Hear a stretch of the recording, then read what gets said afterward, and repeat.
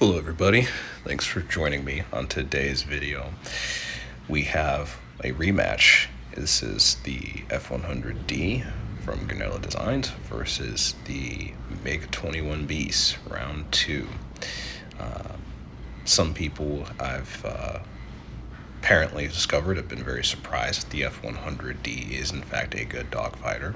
The key here is patience. You just need to approach this plane with the understanding that you're not going to win in the first turn. You just need to work the angles, fly the plane with a degree of respect, and don't be afraid to pull the stick and turn into the bandit, and you'll be pleasantly surprised at what this thing can do.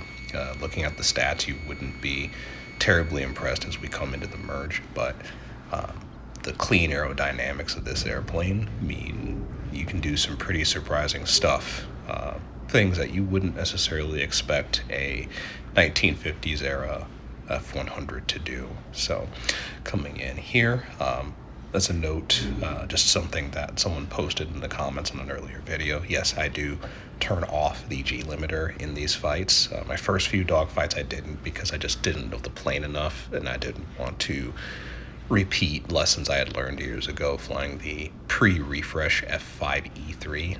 That airplane, for those of you veterans of this game, had a habit of ripping its wings if you even thought about pulling near the G limit. So now that I've gotten about 20 sorties into this F-100, I'm pretty comfortable in turning off the G limiter. So as we turn in here, I also want to point out that one of the opponents you'll be fighting in this airplane is the canopy, and I think the Grinnelli team, just to be clear, have done a great job overall with this model. However, I also think that they may have overshot the goalposts on the accuracy and the photogrammetry of the canopy, because I think it's pretty accurate to what you would see if like it had just come back from a flight or something. But as you notice here in this and other videos, the artifacts on the canopy can get in the way of keeping tally of a bandit, and while I don't want them to update this so that it's completely unrealistically clean, I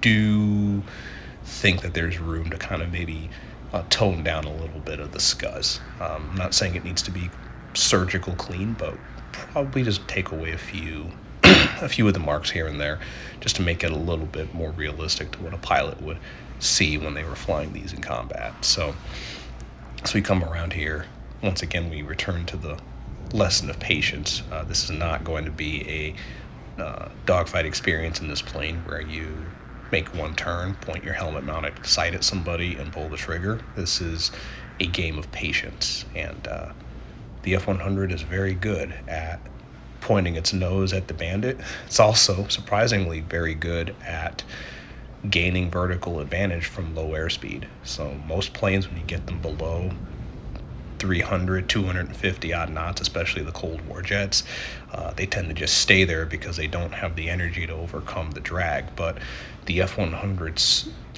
super clean, supersonic aerodynamics, I believe. Certainly tell me in the comments if I have this wrong, but I think the F-100's really clean aerodynamics here lend it an advantage, because it has to go supersonic in level flight with an engine that puts out less than 20,000 pounds of thrust. So that means you have to make this plane very clean in order for it to be a supersonic flyer at level altitude, right? So those aerodynamics pay off when it comes to dogfighting, because if you point your nose up and you want to do a high yo-yo or vertical maneuver on the bandit, the plane is just so slippery that power limited though it may be relative to its opponents, it can stand on its tail and go up as we're doing here. Basically, you'll see this happen a couple of times, not just here, but I'm basically doing to this at MiG-21 what I would do if I were in an F-4, and the F-4 is exponentially bigger and more powerful. So that just tells you something about how important aerodynamics are. As I stated in my last video, the F-100 is kind of a steampunk F-16 in a way, and much like the F-100, the F-16's aerodynamics were groundbreaking for its time. So having those clean aerodynamics allowed the F-16 to do some pretty amazing things for an airplane of its age, and it's the same dynamic here. You see them going in the vertical in an airplane that before this module came out I would never have suspected was capable of doing this, but here I am executing a vertical conversion on a MiG-21 almost exactly the same way that I would in an F-4 with like almost, twice to 3 times the power. So star for the F-100 here in that way. Aerodynamics counts for a lot, folks.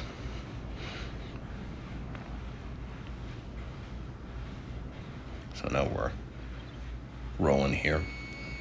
So 2 things to avoid trouble when you're dogfighting in this plane. The first is if you need to maneuver, if you need to roll, pull the stick or whatever, always keep 1G on the jet. Don't roll and then just let the jet kind of pick its own course, because you might induce negative G for 1 or 2 seconds, and that's long enough, especially if you're an afterburner, to choke the motor, and you don't want to do that. So if you need to maneuver, you need to turn left, you need to turn right, whatever, always pull up.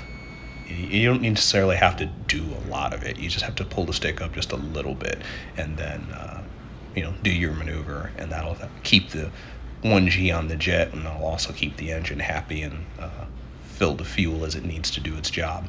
If you let the jet even go negative G for too long, problems.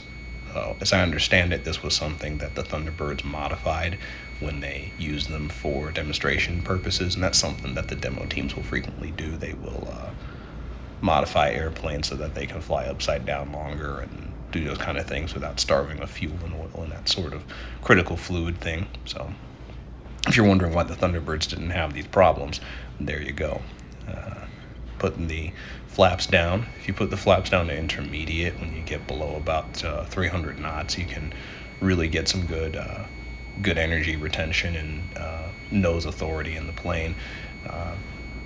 Actually, let me amend that. I think the limitation, there's something like 230 knots. So once you get to about 200 knots, you can put the flaps down reliably. I do make a mistake in this fight by leaving them down too long. Got task saturated on the Bandit, forgot to put them up, and you'll hear the plane bang out a protest because I oversped them.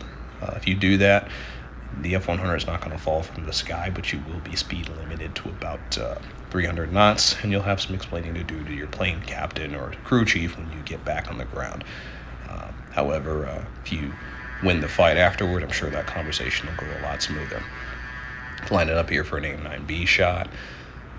That one doesn't track. Not a surprise given the kind of technology we're working with here, but with the F-100, one of the drawbacks of this plane is you don't have the power to run anybody down. So if you can convert on somebody's 6 and get an AIM-9 solution, get it off the rail as quickly as you can manage, because if you don't, the Bandit's just going to run away from you. And one of the challenges that you're going to encounter in dogfighting with this plane is you're going to surprise some people at the merge, because they're going to think, oh, this is just an American Su-25 from the 50s, so they'll probably fly a bit carelessly, and you can get some quick kills that way. But once the word gets out about how effective these things can be at the merge and how you probably shouldn't merge with an F-100, people are going to start to just do one turn, and then they see you gaining on them, and they're just going to leave the fight, and that'll give you a shot opportunity, but it's going to be brief, because once they leave the fight, you are not going to have the power in this airplane to catch up with them. So with those points covered, Bandits down, flaps are stuck, but the conversation will be a bit easier since we've got a kill mark to put to the plane. So thanks everybody for tuning in. If you like my F-100 content or content elsewhere on the channel, consider subscribing, and that way you'll be notified when I post my next video. I'll be making some air-to-ground vids with the F-100 doing its historically relevant scenarios, and I'm also going to do one about its air-to-air contributions to the Vietnam War and how it probably shot down 3 MiGs in the service of the U.S. Air Force in 1965. Thanks everybody, and I'll catch you in the next one.